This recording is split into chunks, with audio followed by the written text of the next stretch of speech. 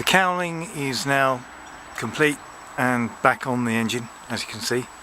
I did this today. I finished filling it, give it a rub down and some paint. And you know, it's not going to win concours at Pebble Beach, but it's quite a nice job. It looks okay. It's a lot tidier and there's no splits or cracks in it now, so and it's a good basis for the future. If I want to improve on that and put some new transfers on, I can.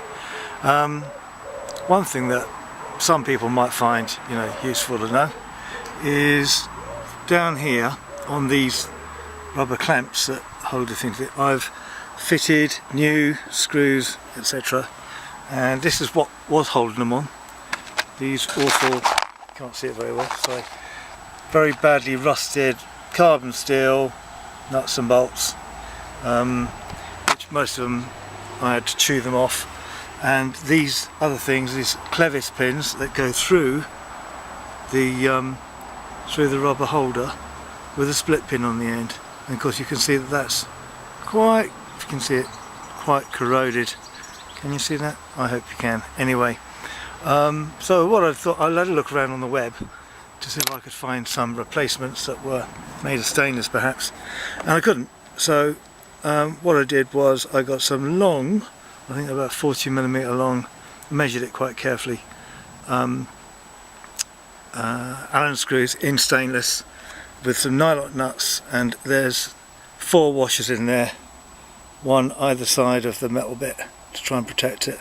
So quite carefully put together, and Allen screws going through with nylon nuts on the back, all stainless, so they won't corrode and they look nice. I think that looks a lot nicer than bloody clevis pins with split pins through at the end, which you can catch on your hand. And you know, I thought a bit of a lash up really, and that I think looks a lot more tidy. The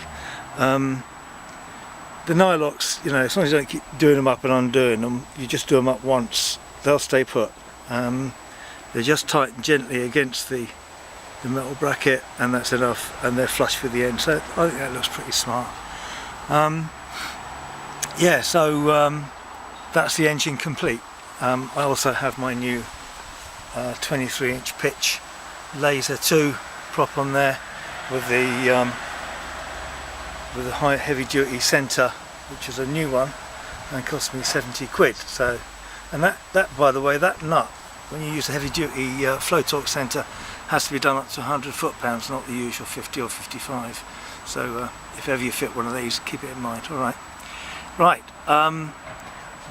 We're nearly there, thank goodness. So the next video hopefully will be of the boat without the cover on, everything in place and pretty much ready to go.